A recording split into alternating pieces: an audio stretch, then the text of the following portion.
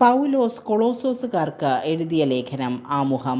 എഫേസോസിന് ഏകദേശം 200 കിലോമീറ്റർ തെക്ക് ഇന്നത്തെ തുർക്കിയിലെ ഡെൻസിലി പട്ടണത്തിന് 16 കിലോമീറ്ററോളം കിഴക്ക് ആയിരുന്നു കൊളോസോസ്. തദ്ദേശീയനും പൗലോസിൻ്റെ സഹപ്രവർത്തകനുമായിരുന്ന എപ്പാഫ്രാസ് കൊളോസോസ് 1:6-7 ആയിരിക്കണം അവിടുത്തെ സഭ സ്ഥാപിച്ചത്. ആ സഭയ്ക്കുണ്ടായ വളർച്ചയിൽ പൗലോസ് സംതൃപ്തനായിരുന്നെങ്കിലും താമസം വിന അവിടെ പ്രചരിക്കാനിടയായ ചില അബദ്ധ സിദ്ധാന്തങ്ങൾ വിശ്വാസികളെ വഴിതെറ്റിച്ചേക്കുമെന്ന് അദ്ദേഹം ഭയപ്പെട്ടു.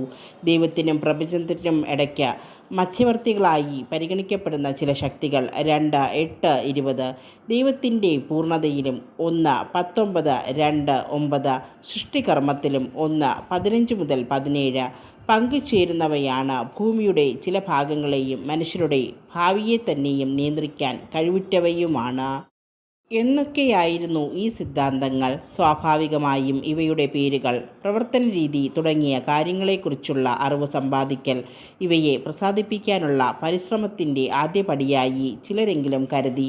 കൂടാതെ കൊളോസോസിൽ തന്നെയുണ്ടായിരുന്ന യഹൂദ ക്രിസ്ത്യാനികൾ ചില പ്രത്യേക ദിവസങ്ങളും ഋതുക്കളും ആചരിക്കുക എന്നതിൻ്റെ ആവശ്യകതയും ഊന്നിപ്പറയാൻ തുടങ്ങി. 2:16-17 ഈ സാഹചര്യത്തിൽ ആരാലും വഴിതെറ്റിക്കപ്പെടാതെ യേശുക്രിസ്തു വഴി ലഭിച്ച സ്വാതന്ത്ര്യത്തെ പൊള്ളയായ ലൗകിക തത്വചിന്തയുടെ പേരിൽ ഒരിക്കലും നഷ്ടപ്പെടുത്താതെ 2:8 ക്രിസ്തുവാണ് എല്ലാറ്റിൻ്റെയും കർത്താവ് എന്ന വിശ്വാസത്തിൽ ഉറച്ചു നിൽക്കാനുള്ള ആഹ്വാനമാണ് പൗലോസ് ഈ ലേഖനത്തിലൂടെ നൽകുന്നത്.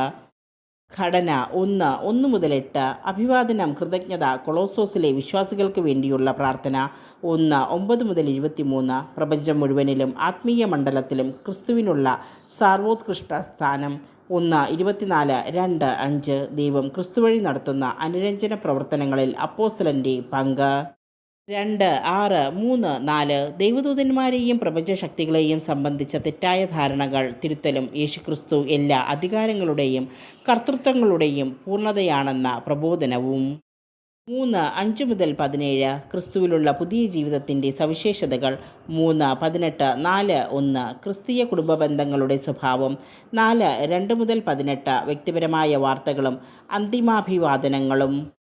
ബന്ധനകാലത്താണ് താൻ ഈ ലേഖനവും എഴുതുന്നതെന്ന് പൗലോസ് പറയുന്നു. 4:13-18 അതിനാൽ AD 58-60 ഇടയ്ക്ക് റോമായിൽ വെച്ചായിരിക്കണം ഇതും രചിക്കപ്പെട്ടത്.